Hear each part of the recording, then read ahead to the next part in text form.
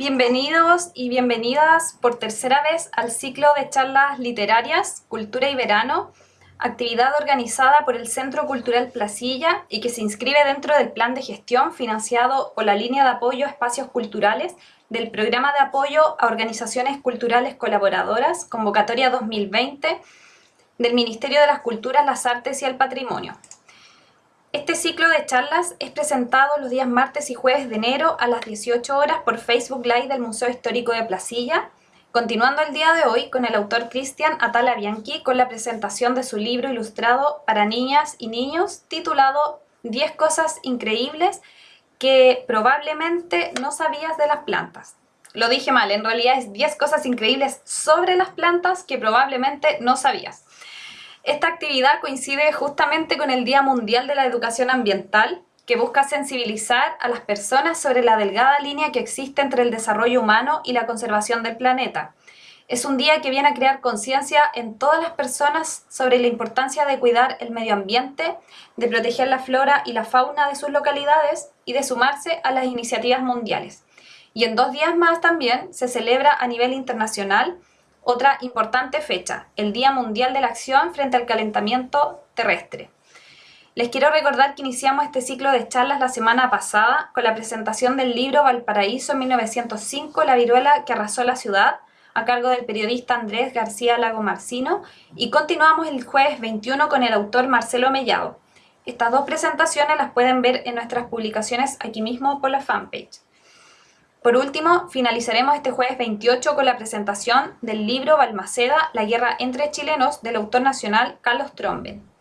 A continuación presentaré una breve reseña de nuestro autor. Cristian Atala Bianchi es licenciado en Ciencias, mención Biología por la Universidad de Chile y doctor en Ciencias Biológicas del área Botánica de la Universidad de Concepción. Ejerce la docencia en el Instituto de Biología de la Facultad de Ciencias de la Pontificia Universidad Católica de Valparaíso en el campus Curauma en Placilla de Peñuelas en las áreas de Morfología y Sistémica Vegetal, Biología Vegetal, Fisiología, Botánica Cotidiana, Relación del Hombre con las Plantas, y sus líneas de investigación son Ecología Funcional de Plantas, Anatomía Funcional de Plantas y Ecofisiología Vegetal. Y también se desempeña en el Laboratorio de Anatomía y Ecología Funcional de Plantas. Por último, contarles que nuestro invitado ha colaborado en algunas oportunidades con la labor que realizamos en el Museo y Centro Cultural Placilla, ya sea en alguna caminata guiada mediante el reconocimiento de especies botánicas de nuestra localidad, o bien en ofrecernos gentilmente un recorrido y verdadera clase en el laboratorio.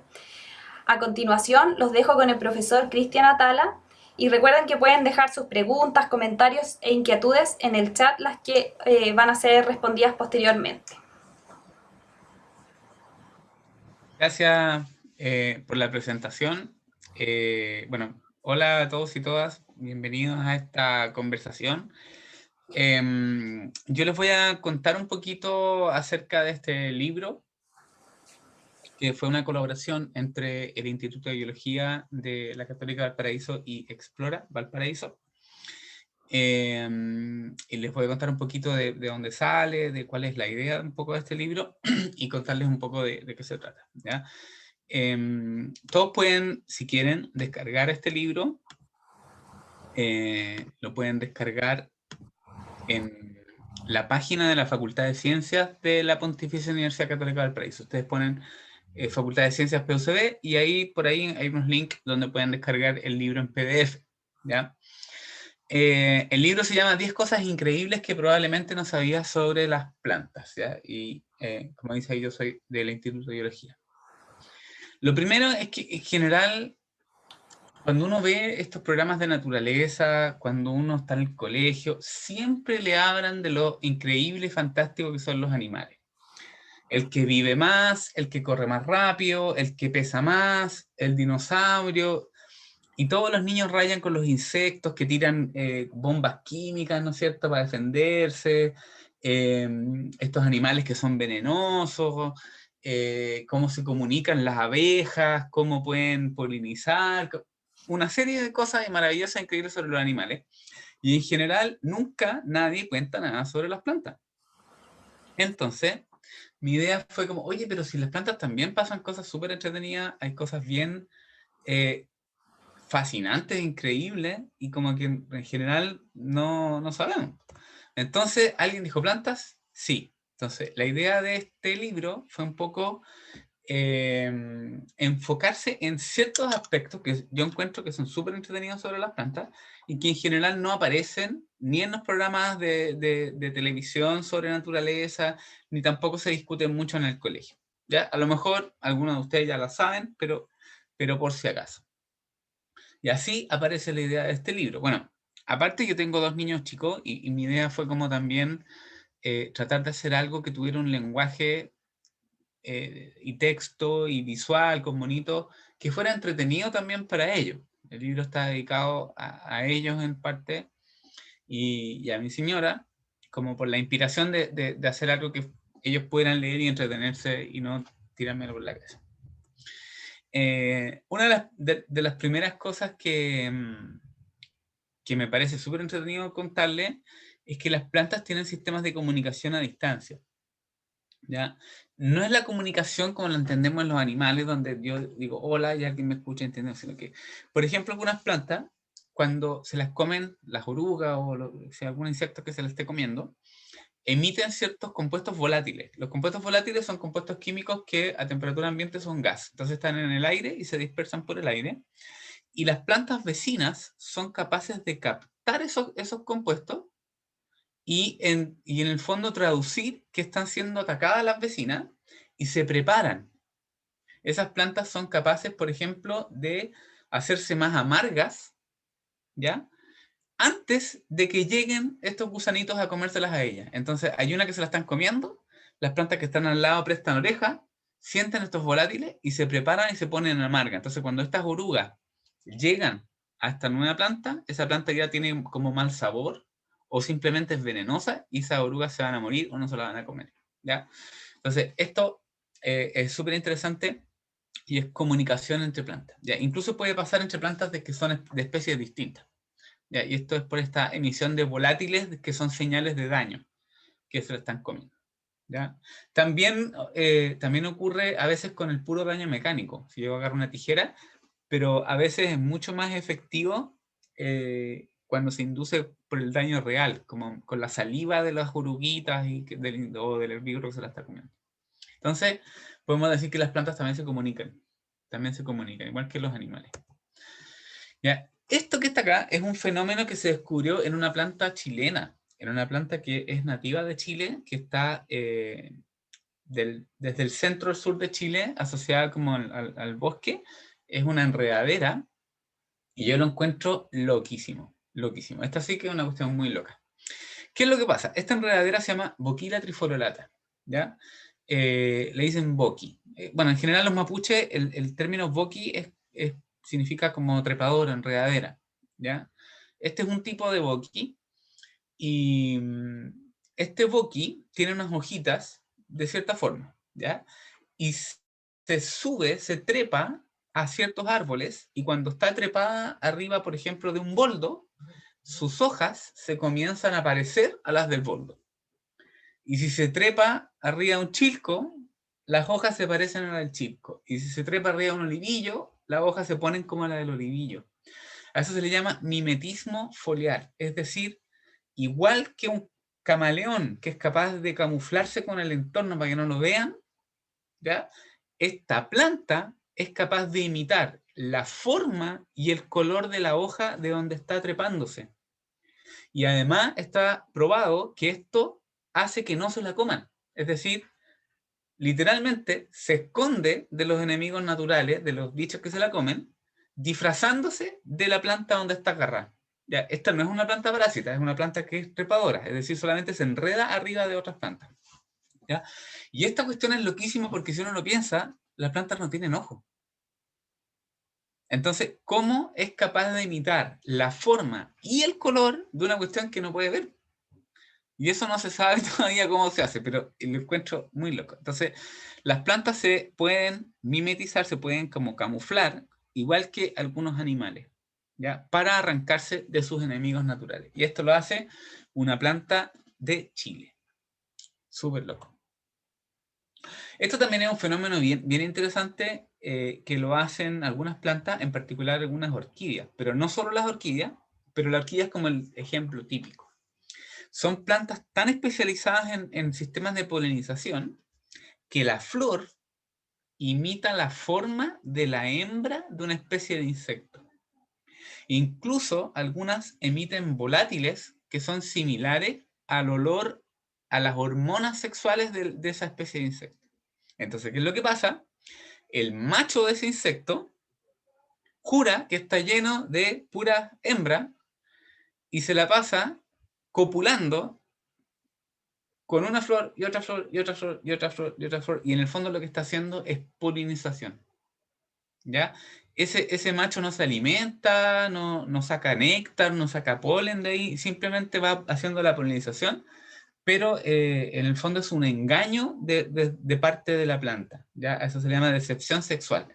Y en el fondo la planta literalmente engaña al macho pensando que es la hembra, y el macho jura que está pololeando ahí por todas las flores con una hembra y otra hembra, pero en realidad son puras flores de esta planta que imitan entonces a la hembra de la especie. Y esto es súper loco. Y uno a veces ve las flores y realmente tienen una pinta de insecto, o sea, la forma es increíble.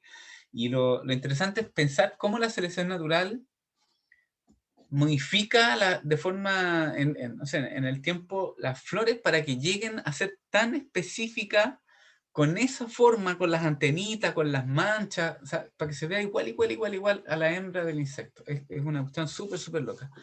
Generalmente son mecanismos para asegurar la polinización. Bueno, una de las típicas cosas que la gente dice sobre las plantas es que las plantas no se mueven. ¿Ya? Y eso es falso. ¿Ya? Las plantas primitivas, como los musgos y como los helechos, tienen células sexuales masculinas móviles. Tienen espermios, igual que los espermatozoides o espermios de los animales. Esos espermios tienen colita, tienen flagelo, y pueden nadar en el agua. O sea, hay células vegetales que tienen la posibilidad de nadar en el agua de forma activa, no pasiva. Pueden nadar así, nadar como un primer. ¿Ya? Y eso lo hacen entonces las células sexuales masculinas de los musgos y los helechos. Súper interesante. ¿Ya? De algunas otras plantas también, como plantas primitivas, pero para que ustedes más o menos se ubiquen. Aparte, todas las plantas, vasculares por lo menos, presentan un movimiento que se llama circunutación. Yo sé que la palabra es como media enredada, pero se llama circunutación. ¿Ya? Y es un movimiento oscilatorio de la punta de las plantas. Y lo hacen todas las plantas e incluso lo hacen en el espacio. Entonces no es un movimiento que esté como regido por la rotación de la Tierra o las horas del día o qué sé yo. ¿Ya? Se probó que en el espacio, en el vacío, fuera de la gravedad de la Tierra, igual las plantas hacen esa vueltita. ¿Ya? Hay algunas plantas que lo hacen de forma más exagerada que otras. Por ejemplo, no sé si alguien ha tenido porotos o ha tenido estas como suspiros azules que crecen, generalmente tienen tallos blandos y se ve como un movimiento súper exagerado, súper exagerado. Es tan así que si yo me siento a mirar, voy a ver literalmente cómo se mueve. ¿Qué? Claro, sí, ustedes pueden ver una planta moverse y eso no es crecimiento, no es que la planta crezca rápido, sino que literalmente se mueve. ¿Y cómo se mueve? En este caso se mueven por cambios de presión de agua, por cambios de turgencia. Entonces mueven el agua de un lado a otro lado y es capaz de moverse esta planta así, de circunmutación. ¿Ya? Estos movimientos oscilatorios de la punta. Entonces, para que nunca más digan que, es que las plantas no se mueven. No, sí se mueven. Lo que pasa es que se mueven menos notoriamente que, no sé, una vaca o que sea un guarén. Ya, esto también es algo muy entretenido porque tiene que ver con la evolución de las plantas, que es que la gran mayoría de las plantas terrestres, gran mayoría, por no decir todas, digamos casi todas, tienen relaciones con hongos del suelo, ¿ya? Y esta relación es mutualista, es decir, es de beneficio mutuo, ¿ya? Una de las relaciones con hongos del suelo más estudiadas y más conocidas y más abundantes son las micorrizas. ¿Qué son las micorrizas? Mico significa hongo, rizo significa raíz. Y es una relación de los hongos con las raíces de las plantas. ¿Ya? ¿Qué pasa con los hongos? Los hongos le aportan fósforo, potasio, algunos nutrientes a las plantas, y también le aportan como mayor resistencia a tolerar como que haya poca agua, a que haya condiciones adversas a algunos hongos que sean como patógenos, como enfermedades, protegen a las plantas del estrés, tanto como abiótico como biótico, es decir, de las cosas vivas, de enfermedades, y también protegen a las plantas de, por ejemplo, cuando hay mucho calor, hay poca agua, qué sé yo, ¿ya? Y por su lado, las plantas le aportan a los honguitos azúcares, que les sirven como de comida. Entonces, esta relación es una relación mutualista y es literalmente como que las plantas se enchufaran a una red que es mucho más grande en el suelo. Entonces las raíces ocupan un cierto espacio, pero cuando se conectan con el hongo ocupa un mucho mayor espacio. Entonces es como que se enchufan a la red eléctrica. Esa es como la analogía para que para que lo entiendan. Es como enchufarse al tendido o a la red de agua, ¿no es cierto? Se enchufan a una red de cañerías que es mucho más grande que lo que ocupan las raíces. ¿Ya? Otra cosa que la gente siempre piensa es que las plantas son verdes.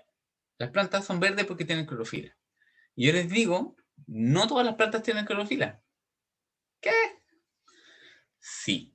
Hay plantas que son parásitas, ¿ya? Y que viven de la comida, ¿no es cierto?, de otra planta. Por ejemplo, esta que está aquí, en este mono, es la cúscuta o cabello de ángel, que se puede ver típico, que tiene como un color amarillo y se ve como chascona, así a veces llega a tapar las plantas huésped. Esta planta tiene unas raíces especiales que se enchufan en el tejido vivo del huésped y esta planta no tiene clorofila, no hace fotosíntesis. ¿Ya? Esa es la otra cosa. En el colegio siempre nos enseñan que las plantas hacen fotosíntesis. Bueno, casi todas las plantas, pero no todas. Hay algunas plantas, como esta parásita, que no hacen fotosíntesis y toda la comida la obtienen, todos los azúcares los obtienen de una planta huésped. ¿Ya? Entonces, esto es igual que, no sé, un vampiro, ¿cierto? O una pulga, o un zancudo, que le chupa la sangre a otro animal. En este caso, esta planta le chupa la savia a otra planta que es una planta huésped. Y los frutos de esto, por ejemplo, lo dispersan las aves. Entonces es súper complicado controlarlo porque como caen después los frutos por todos lados, empieza a salir y es difícil de controlar. Bueno, una de las típicas cosas una de las pocas cosas que la gente ve en la tele sobre las plantas que es como más diferente, ¿no es cierto? Son las plantas carnívoras, ¿no es cierto? Típico de esas que se cierran, ¿no es cierto? Cuando uno viene una mosquita. Y la gente tiende a pensar que las plantas carnívoras comen los insectos, en el sentido igual que un animal que se come un insecto, ¿ya? La verdad es que las plantas carnívoras también tienen hojas y también hacen fotosíntesis. Entonces obtienen todo el azúcar, todos los elementos como de carbono de la fotosíntesis. Y entonces la pregunta es, bueno, ¿y qué pasa con los bichos? ¿Por qué comen bichos entonces? Lo que obtienen de los insectos son compuestos con nitrógeno, obtienen principalmente nitrógeno. Entonces lo que hacen es transformar como en mini suelo o fertilizante los insectos que se comen, entre comillas, ¿ya?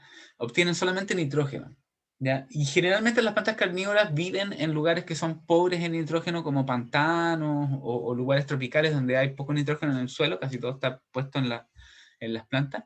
En Chile, por ejemplo, hay algunas plantas carnívoras, como la Drosera uniflora o violetita del pantano, que la pueden encontrar en el sur, por ejemplo. Y claro, entonces lo que obtiene realmente de los insectos es principalmente el nitrógeno, que es compuestos que están en las proteínas. Pero toda la otra comida, la estructura como principal de su alimento es fotosíntesis del sol, igual que cualquier otra planta. Esto también es como una especie de engaño de las plantas. Hay gente que le gusta verlo así como una especie de carrera armamentista. A mí no me gusta tanto esa como aproximación bélica, pero sí hay evolución entre insectos y plantas y se han influenciado mutuamente, ¿ya? Hay algunas plantas como las pasiflora. Las pasiflora es un género muy diverso de plantas que incluye el maracuyá y incluye todas estas pasifloras que son como ornamentales para la casa, que uno pone de bonita, ¿ya? En Chile hay una nativa. Bueno, hay varias pasifloras que tienen un fenómeno súper entretenido. las hojas presentan unos puntitos que se ven como unas manchas, unos puntitos, que imitan los huevos del insecto que se las come. Entonces, cuando la hembra va volando y quiere poner los huevos, mira esta planta que está llena de puntitos que parecen huevos y dice, ah, esta planta está toda infectada, mejor me voy por otro lado a una que esté desocupada, porque es como que estuviera súper atacada y está llena de huevos, entonces las larvas que esa mamá, ¿no es cierto?, quiere poner los huevitos, no van a tener comida porque va a estar llena de, qué sé yo. Pero es falso, po. Son puras imitaciones. Esos puntitos son manchas de la planta, no son huevos de verdad. Pero se ven iguales a los huevitos de esa especie. ¿Ya? Entonces, la planta se salva de que la ataquen, porque esos huevos, después cuando nace una oruga, y esa oruga es la que se va a comer la hoja. ¿Ya? Entonces, se protegen de que se la coman, haciéndose como que estuviera enferma o que estuviera muy atacada. ¿Ya? También lo mismo pasa con estas plantas que tienen las hojas variegadas. No sé si han visto, por ejemplo, las ligustrinas, esas que tienen como manchas amarillas. También es una estrategia que pareciera que la planta está como apestada o en mal estado. Entonces también la atacan menos ciertos insectos herbívoros. ¿Ya? Súper loco. O sea, aquí las plantas también haciéndose las locas, como que están todas llenas de huevitos, pero en realidad es solo imitación. Esto es loquísimo, un mecanismo fisiológico de algunas plantas que se llaman plantas de resurrección, literalmente. Y esto lo hacen muchas especies de musgos y también lo hacen algunas especies de helechos. ¿Ya? ¿Qué es lo que pasa? Cuando hay poca agua y hay mucho calor, se ven y están fisiológicamente como que estuvieran muertas. Si uno les va a medir, por ejemplo, fotosíntesis o actividad como metabólica, no tienen nada, es como que están dead, así, están muertas. No se ven secas, se ven café, como que nada. Y si uno agarra uno de estos aspersores, eso es como que cuando uno se echa alcohol hoy día, pero agua, y les echa agüita y espera, no sé, media hora, se ponen verde y reviven. Ya hay datos de ejemplares de herbario de musgos que han sido guardados por 80 años en una carpeta en un cajón seco. 80 años. Y lo han puesto en agua y han revivido. O sea, se mantuvieron 80 años secos, pero vivos. ¿Ya? Eso es loquísimo. Es súper loco. Es como una especie, es un análogo como de la hibernación de los animales, pero en este caso pueden pasar muchos, imagínense, 80 años, un musgo, y es capaz de revivir. Y al rato estar verde y empezar a activarse y empezar a crecer y estar como normal. ¿Ya? Imagínense cuánto podemos aguantar nosotros sin agua. Imagínense una planta 80 años sin agua seca en un cajón, en una carpeta o en un sobre y que después puede revivir. ¿Ya? Estas se le llaman plantas de resurrección. Es una cosa loquísima. Y esto último, bueno, o sea, obviamente hay más de 10 cosas, pero yo puse 10 como para, no sé, la gente tiene como estas cosas de los números así de ese sistema decimal, entonces 10 está suficiente. Estas son las cecropias, son unas plantas tropicales bien entretenidas que tienen una interacción mutualista con hormigas, ¿ya? Es bien interesante porque las semillas son como medias pegoteadas y las hormigas se las llevan al hormiguero, entonces las plantas de cecropia crecen justo siempre en los hormigueros y son huecas. Y resulta que tienen hoyitos, ¿ya? Por todos lados, y son huecas, y resulta que las hormigas funcionan como un sistema de defensa de la planta. Si uno va para el trópico y le pega un chute a una planta de esta, en 30 segundos está picado de hormigas enteros. ¿Ya? Y si salta un saltamonte, una oruga o un animalito que se quiere comer la planta, las hormigas se la van a hacer chupete, se la van a comer. Ya lo van a atacar. ¿Ya? ¿Qué es lo que pasa? La cecropia secreta unas bolitas como de comida para las hormigas. Entonces la cecropia les da comida a las hormigas. Y por el otro lado, las hormigas la defienden de los enemigos naturales. ¿Ya? Entonces eso también es una relación como mutualista entre una planta y un animal. Entonces la cecropia es como la caza, pero además les proporciona comida, y por otro lado las hormigas le proporcionan defensa, y nadie se va a meter ahí porque las hormigas son cuáticas, son muy, digamos, agresivas, entonces van a picar si uno va a molestar a las cecropias, ¿ya? Bien, bien interesante. Bueno, este es un proyecto que fue hecho en conjunto con Explora, y la impresión de los libros físicos fue financiada también por Instituto de Biología, el Magíster en Didáctica de las Ciencias Experimentales de la Facultad de Ciencias y la Facultad de Ciencias. Y todos los dibujitos son de Camila Sepúlveda, que es una diseñadora, ilustradora, que encuentro que hizo súper, súper buen trabajo también con los dibujos, representando como los conceptos que se manejan. Bueno, esas son como 10 cosas que les quería contar. La idea es que, no sé, espérate, vamos a hacer aquí una cosa. Se me fue esto, espérate. Ay. Pam. Un segundo. Ahí. Yo les quería contar un poco de qué iba esta cosa y de dónde salió la idea de hacerlo, pero no sé si alguien tiene como preguntas, dudas, no sé. O Pamela, si tú quieres como preguntar algo. Por acá hay una pregunta, bueno, hay también felicitaciones, alguien por ahí también que se rió mucho con el macho despistado, ¿cierto? Que estaba tratando de conquistar a la planta, que fue muy divertido. Y también una pregunta, ¿cómo la planta sabe cómo se ven los huevos? Ah, interesante. Ya. La planta, la verdad es que eso es una manera simplemente como didáctica de explicarlo, pero la verdad es que la selección natural, probablemente habían plantas sin manchas, ¿ya? Y que se las comían mucho, y eventualmente algunas plantas fueron saliendo manchas, y las que tenían manchas más similares a los huevos eran las plantas que se comían menos. Y entonces, a través de muchas generaciones, fueron quedando cada vez más individuos con manchas parecidas a los huevos. Entonces, si eso lo hace uno en 1000 años, 10.000 años, 100.000 años, vas generando lo que se llama selección natural y van quedando finalmente estas versiones como de la presión de selección en ese caso es que se la coman, y la planta entonces van saliendo con distintos tamaños de mancha, por ejemplo, distintos colores, y la que es más parecida es la que se come menos, entonces probablemente esa va a dejar más descendencia, y en la siguiente generación van a haber más de esa. Y así, con el tiempo, entonces, toda la especie tiene estos puntitos que son súper parecidos a los huevos, ¿no? La planta en el fondo no sabe cómo son los huevos, sino que simplemente la que tiene las hojas con manchas más parecidas es la que le va mejor, sobrevive más, no se la comen. Bueno, además de comentarte que eh, nos comentan acá que hermosas las ilustraciones también, que hermoso trabajo. Y yo también quiero aprovechar de preguntarte, bueno, ya sabemos la inspiración o el motivo para hacer este libro, pero creo que esta pregunta también va de la mano con aquello. ¿Cómo podemos fomentar, además, que los niños, ¿cierto? Que la primera infancia se entusiasme con este tema y le tome aprecio a este otro mundo que podría parecer que es un mundo súper fome, ¿cierto? Las plantas, en comparación con la fauna, con los animales que siempre están haciendo cosas locas, se están moviendo.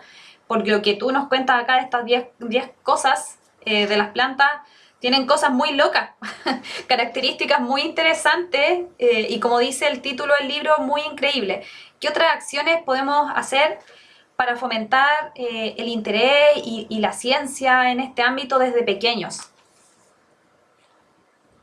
Ya, bueno, esa es una súper buena pregunta, y la verdad es que yo creo que de alguna manera estamos un poco en deuda en el sistema escolar de tener una mayor representación de las plantas en general, ya, desde preescolar.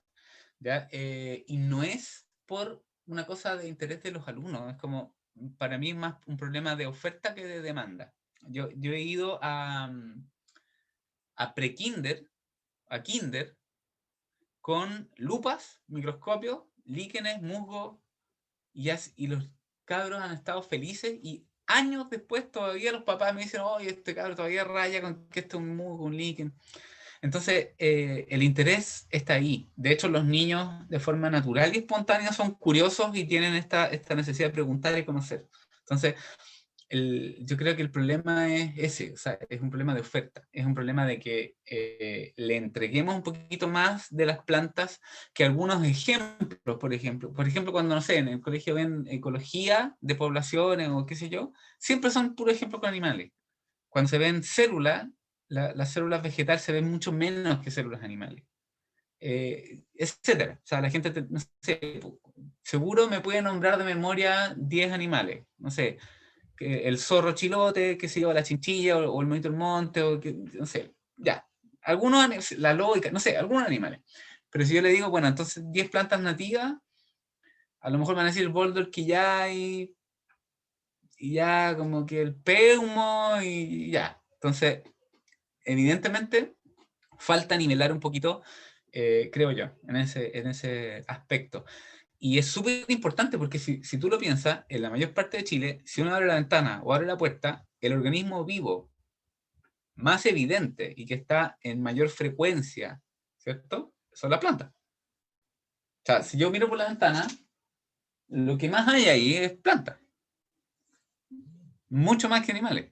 Entonces, creo que igual es bueno que cachemos un poco. Además, esto no es como tema del libro, pero además creo que es súper importante en términos de patrimonio, como cultural, histórico, étnico, que sepamos para qué sirven nuestras plantas nativas, nuestras plantas endémicas.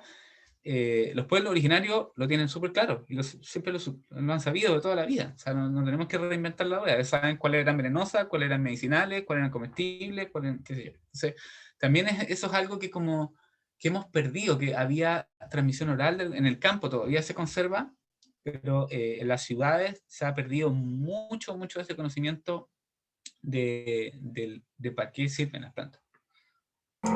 Sí, bueno, yo concuerdo contigo porque en el caso acá en el museo nosotros siempre vemos que existe un interés de parte de los niños, de las niñas, incluso de los jóvenes, de conocer un poco más acerca de este patrimonio natural, botánico.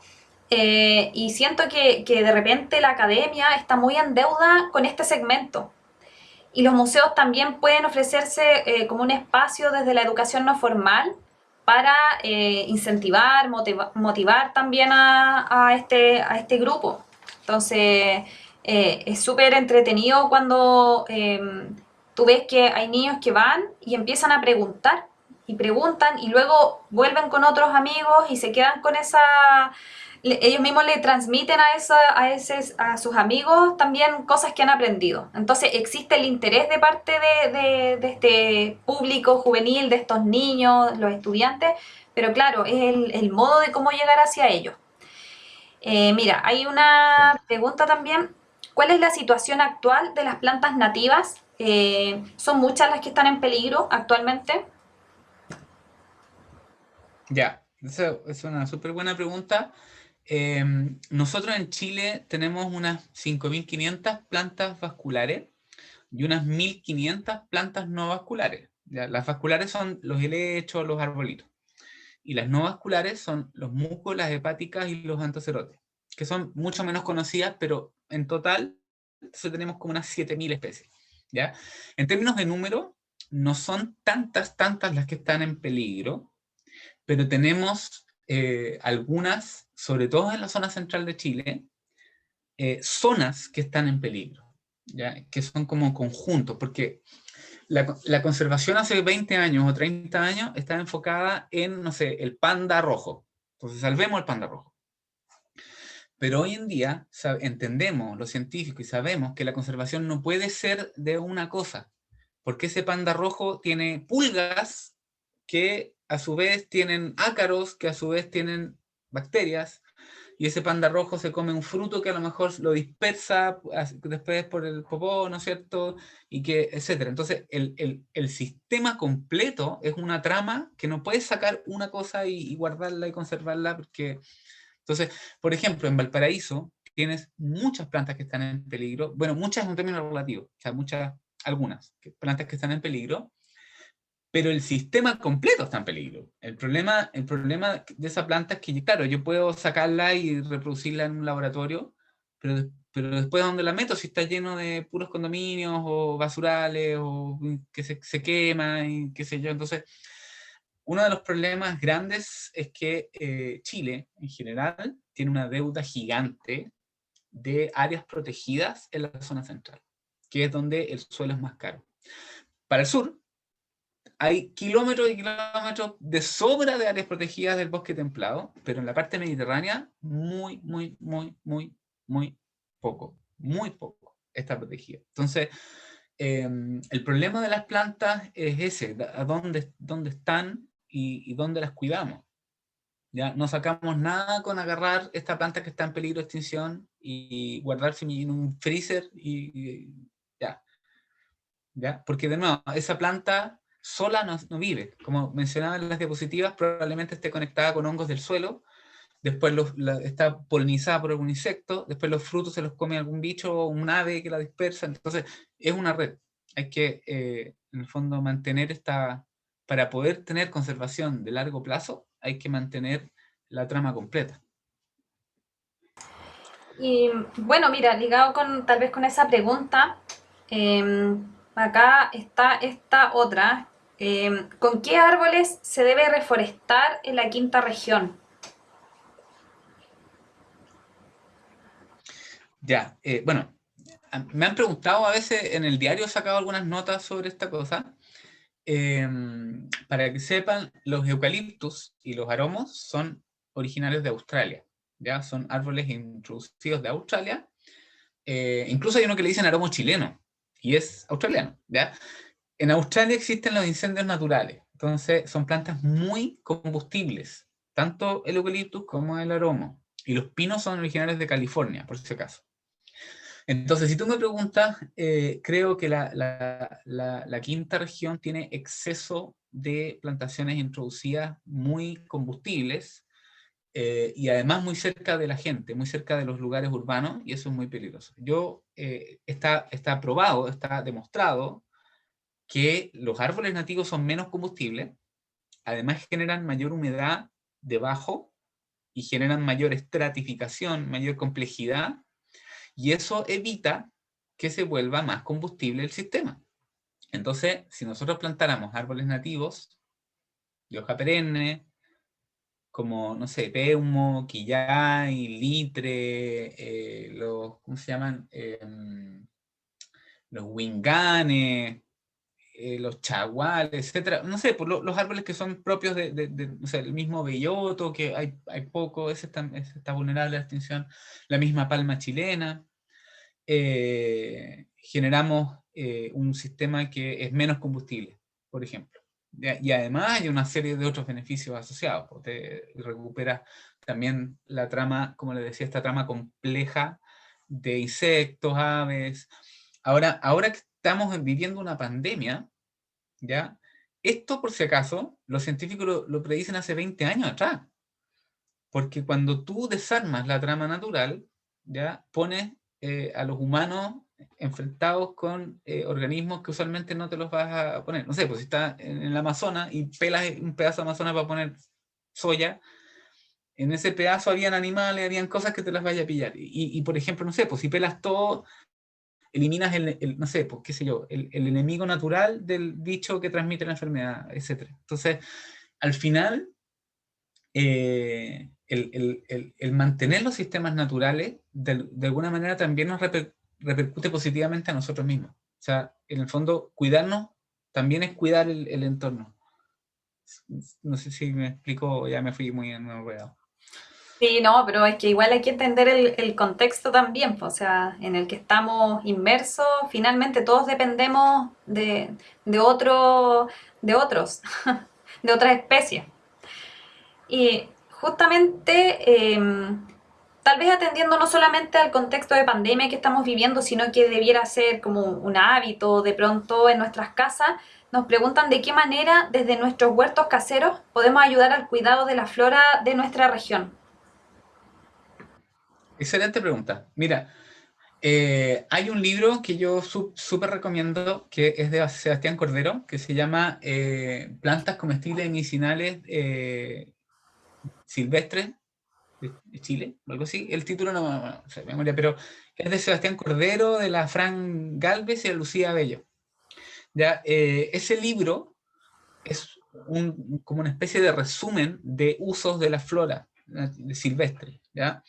Hay un montón de flora nativa que es, por ejemplo, comestible. Y uno podría tener huertos y en vez de poner la lechuga y el tomate, o aparte de poner lechuga y tomate, podría también tener propagación y cultivo de algunas plantas que son nativas. ¿Ya? Y eso, usarlo. Ojo, no estoy diciendo que vayan al cerro y vuelen un pedazo de cerro colectando las cuestiones que se comen y dejando pelado, sino que tratando de propagarlas y producirlas en su propia casa para, no sé. Por ejemplo, no sé, maqui. El maqui sale en todos lados, fácil de cultivar, sale de semilla o qué sé yo. Y uno podría tener un maqui para sacar los frutitos y hacer, no sé, mermelada, jugo. Es por decir un ejemplo nomás, ¿ya? Pero hay un montón de cosas que tienen uso, y uno podría tener, no sé, un pedacito con vinagrillo, con estos oxalis, ¿ya? Hay algunas alstromerias que también se pueden cultivar y uno podría también usarlas, tanto desde el punto de vista ornamental, ¿ya? Como por usos medicinales o qué sé yo, no sé. No, pienso, no sé, en vez de tener, qué sé yo, un pedazo con agapanto y un acer japónico, poner un boldo y poner, no sé, algunas, qué sé yo, un quisco o poner, qué sé yo, no sé. Ahorraríamos agua, y de nuevo empezamos a recuperar, probablemente lleguen pajaritos, empiecen como, de nuevo, empezamos a recuperar en la ciudad esa trama que está media desconectada. Yo, por ejemplo, en la casa tengo, la pasiflora que es nativa, ¿ya? Se llama pasiflora pinnatistípula, es una pasiflora que es nativa, y que el fruto es comestible y además es preciosa. Entonces, ahí uno podría eventualmente tener flora nativa. Hay unos libros de Paulina Riedelman que se llama Flora Nativa de Valor Ornamental, que además tiene datos sobre propagación y es súper completo el libro.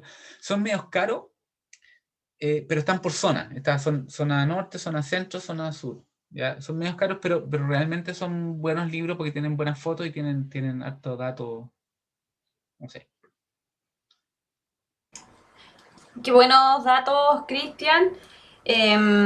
No sé si quieres comentarnos algo más. Por ejemplo, no sé, estaba pensando acá donde estamos nosotros en Placilla, del mayor porcentaje que hay de arbolado sería pino y eucalipto, y tal vez aromo, ¿cierto?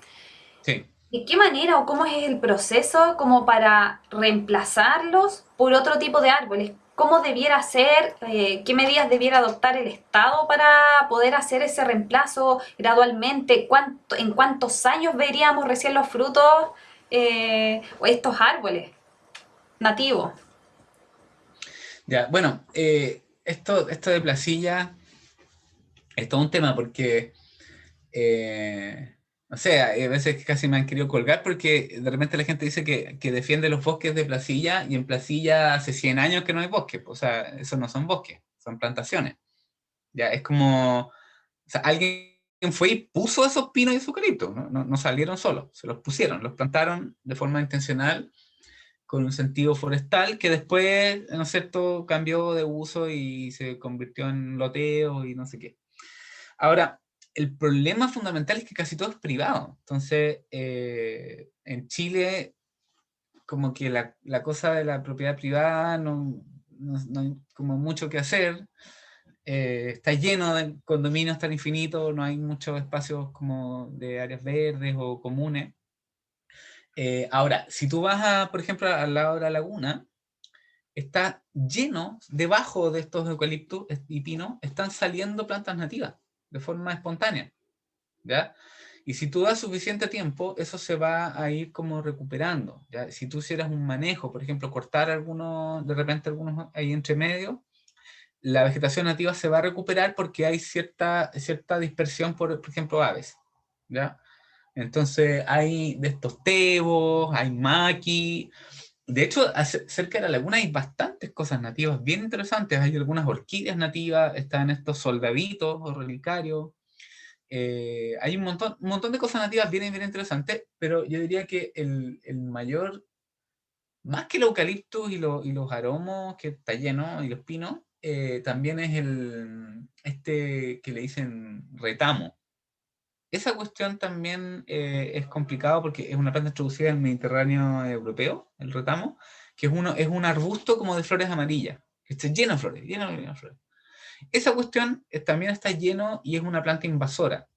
Y esa planta es mucho más densa que un árbol como un eucalipto, porque generalmente los eucaliptos, como están plantados a cierta distancia, dejan un cierto espacio entre medio. El retamo llena y coloniza y genera como manchones súper densos y ahí sí que no sale nada. ¿Ya? Entonces, además genera como ciertos compuestos venenosos para otras plantas. Entonces, si tú me preguntas cómo podría hacerse con un control del retamo, y ir como replantando entre medio, y eso lo vas a recuperar, y no en tanto tiempo, no en tanto tiempo, no creas que es como de pensar en 50 años más. Ya hay un súper buen rebrote de cosas nativas debajo, hay boldos, hay quillay, hay qué sé yo entre medio, y se ve que el matorral se recupera solo. Pero debería haber control del retamo. El problema es que ¿quién hace ese control? Si esa cuestión es privada, es como ahí hay unas cuestiones raras, legales, pero eh, Y te hacía la pregunta también en relación a los espacios públicos, porque si uno ve acá el sector de Placilla, comparado incluso con, no sé, el centro de Viña, que por lo menos tiene hartos árboles, acá como que se hizo este intento a través del programa Quiero mi barrio, el Ministerio de la Vivienda, se plantaron en algunas zonas del casco histórico de Placilla algunos árboles nativos. sí, Pero claro, como están en un contexto urbano, ¿cuáles son los cuidados que hay que brindarle? ¿Hay que regalos cada cuánto tiempo? ¿Y cómo debiera ser esa mantención de forma regular? sí. Bueno, eso es súper complicado, porque de hecho, por ejemplo, en la Rotonda de la Luz, creo que se llama, también se plantaron, y vino el alcalde, hicieron los hoyos, unos niñitos, pusieron el alternativo, pero no hay agua para regarlo, po. O sea, el camión aljibe, como Placilla depende de Valparaíso, y Valparaíso, el agua de riego tiene que primero darle agua a gente que no tiene ni para tomar, ¿cierto? Y después para regar en Valpo, y después, si alcanza para Placilla, entonces se secaron casi todos, o se secaron varios, porque no tienen riego, po. Entonces, la verdad es que, pucha, hay muchas iniciativas que son súper buenas, o iniciativas políticas que son súper buenas, o ideas, o qué sé yo, pero si no tienen sostenibilidad en el tiempo, la verdad es que no valen nada, pues es como el gesto, el saludo a la bandera, pero o sea, todo arbolado urbano tiene que ser pensado en el largo plazo, incluyendo la mantención tanto de sanidad vegetal, como de riego, como de poda, y debe haber gente preparada para eso, porque también en general a veces, no sé, pues son el personal de la compañía eléctrica que hace las podas, y podan con criterios que son no botánicos, podan con... y sí, hay algunos árboles que están por el lado de Placilla, como llamas a la carretera, y está lleno de alcaparra, que es un arbusto nativo, que se ve bien bonito, ¿ya? Pero efectivamente no podría, o sea, no hay ningún motivo para el cual no tener mucho árbol nativo en la calle. Piensen que la mayoría de los árboles nativos no se le caen las hojas, entonces no hay que estar barriendo como loco, como los plátanos orientales, como no sé, los liquidámbar o qué sé yo, o como los tuliperos, ya no se caen las hojas, entonces requieren menos agua también, entonces yo creo que estratégicamente es súper bueno ir como avanzando hacia allá, ¿ya? Y hay ejemplos en Chile, no sé, pues en Pucón, por ejemplo, tienen muchas avenidas con notro, que es un árbol nativo que en verano tiene flores rojas y se ve, pero precioso, y además le da una identidad. O sea, no solo es bonito, sino que además es algo propio, ¿ya? Entonces, yo por ejemplo no entiendo por qué Avenida Brasil no está lleno de puras palmas chilenas y está lleno de esas palmas de Canarias. ¿Ya? Yo me preguntaran o dependiera de mí, yo pondría palmas nativas, palma chilena, porque además es la identidad, po. Es algo que es de ahí. ¿Ya? Pero bueno, es algo como cultural que de a poquito ha ido como cambiando. Yo creo que cada vez se usan más maitenes y sobre todo quillay. Aquí en Placilla igual hay hartos quillay. Pero eso, yo creo que hay que ir a avanzar un poquito eso. Hace poco tuvimos una conversación en un congreso de botánica sobre flora y arbolado urbano, y claramente hay que avanzar para allá. Una de las cosas que falta son como viveros y viverización de árboles nativos, para que las municipalidades o la gente que está encargada de hacer eso pueda como adquirirlos de forma barata y fácil y haya como fácil acceso a comprar estos árboles, porque al final el problema, claro, es que es mucho más barato eh, comprar, los viveros están más disponibles, estos platos orientales o lo que sea. Mira, nos quedan las tres últimas preguntas. ¿Cómo pueden los especialistas como tú tener mayor injerencia en la creación de una política ambiental nacional? Por lo visto se requiere la ayuda de todos los especialistas de todas las áreas para solucionar los múltiples problemas de Chile. Chuta, si se le ocurre me avisa, ¿no? Eh, bueno, igual nosotros, bueno, los científicos de un tiempo a esta parte, hay que decir que en el pasado en general hemos estado bien aislados y alejados de los problemas como sociales, pero cada vez es más evidente que tenemos que involucrarnos en temas políticos, en temas legislativos, en temas ambientales, ¿ya? Yo soy, en este momento soy presidente de la Sociedad Botánica de Chile, y la Sociedad Botánica de Chile tiene representantes, por ejemplo, en el Comité de Bosque Nativo, que tiene que ver con leyes, tiene que ver con normas, tiene que ver con reglamentos, tiene que ver con concursos, etc. Entonces, de alguna manera, hay una cierta representación, hemos tenido reuniones. Ahora, es algo que estamos como recién los científicos tratando de salir hacia a la comunidad, pero nos falta todavía muchísimo, ¿ya? Hemos estado, porque en general hay mucha presión en el ambiente académico para producir y los laboratorios y los trabajos científicos, entonces en general eso hace que mucha gente no tenga la disposición, el tiempo, las ganas, ¿cierto?, de involucrarse en otras cosas. Pero cada vez más hay más colegas que están conscientes de que ya no hay otra manera, de que en el fondo uno mismo tiene que ser el nexo con estas otras instancias de toma de decisiones, ¿ya? Con más comunicados a la prensa, con más, qué sé yo. Ahora, eventualmente, los científicos en general son un grupo que no tiene mucho peso político porque somos muy pocos. Entonces, al final, no sé si habéis visto, pero es penoso. A veces han hecho marchas por presupuesto de ciencia, qué sé yo, y son 20 gallos con delantales. O sea, claro, no, mientras no tengamos mayor injerencia como en la sociedad, creo que eso es más eficiente, generar una impresión o una presión en la sociedad para que la sociedad, a su vez, en su conjunto, demande a sus legisladores las cosas, ¿ya? Porque si yo, Cristian Atala, voy y digo, oye, hay que salvar los bellotos del norte,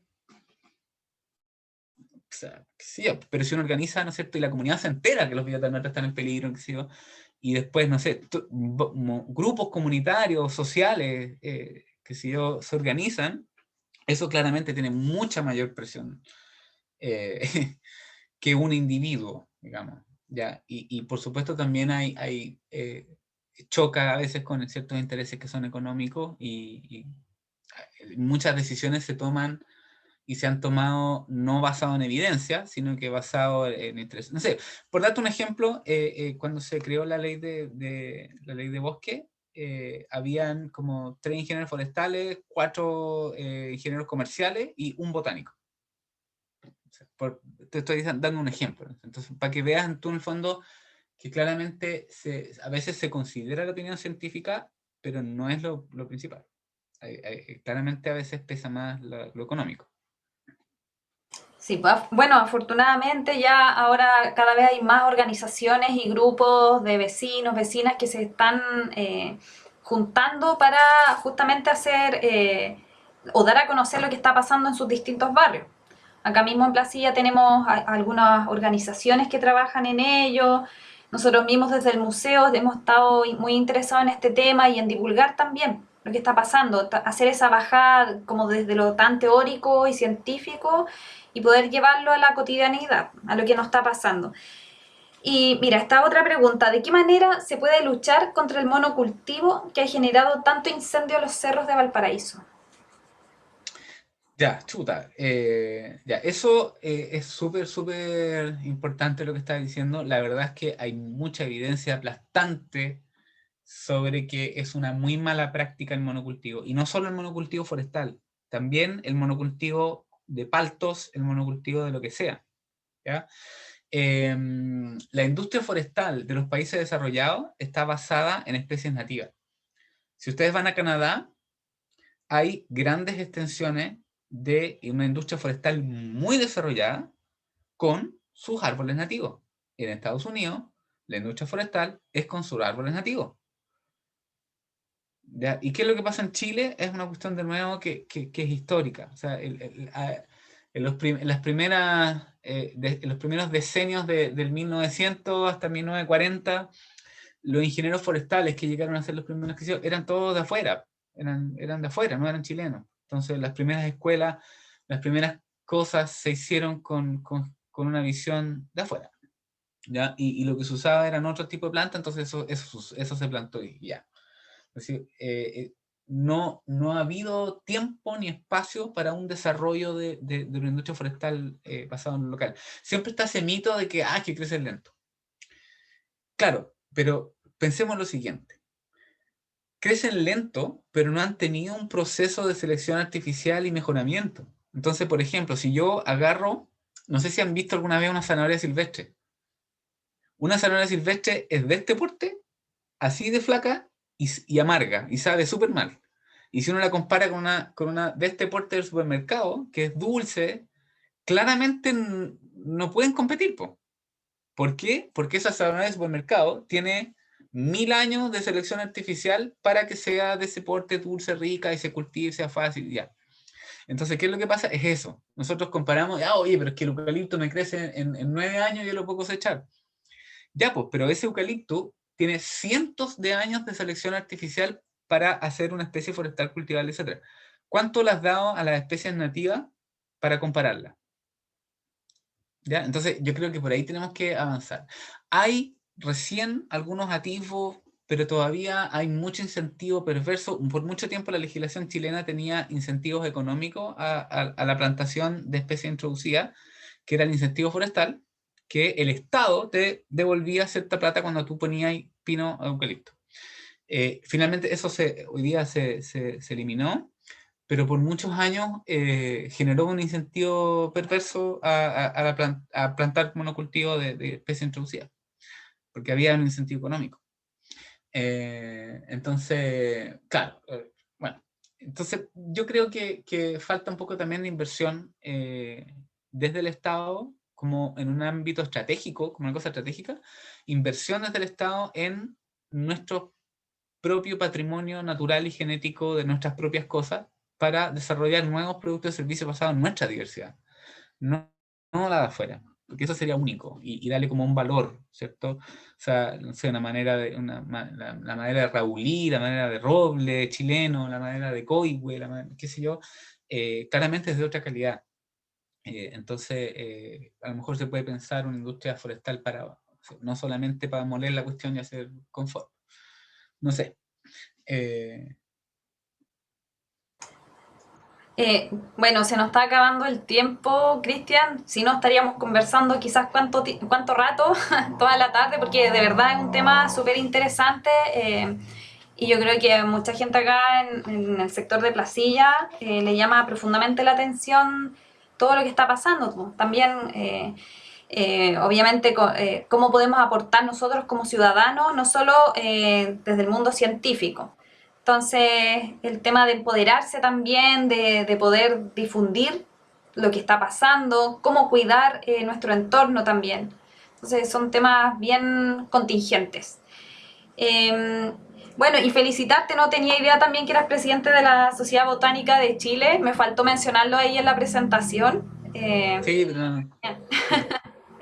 Sí, yo, mira, voy a aprovechar de agradecer tu participación. Para nosotros es súper importante poder contar con personas como tú que han sido aporte en nuestro desarrollo y difusión de los temas que nos interesan. Y voy a aprovechar de pasar el dato, no sé si lo ven por acá, una invitación. Hay 2 talleres que ya van a iniciar. Uno inicia esta semana, el jueves 28, que se llama Empieza hoy, no más basura.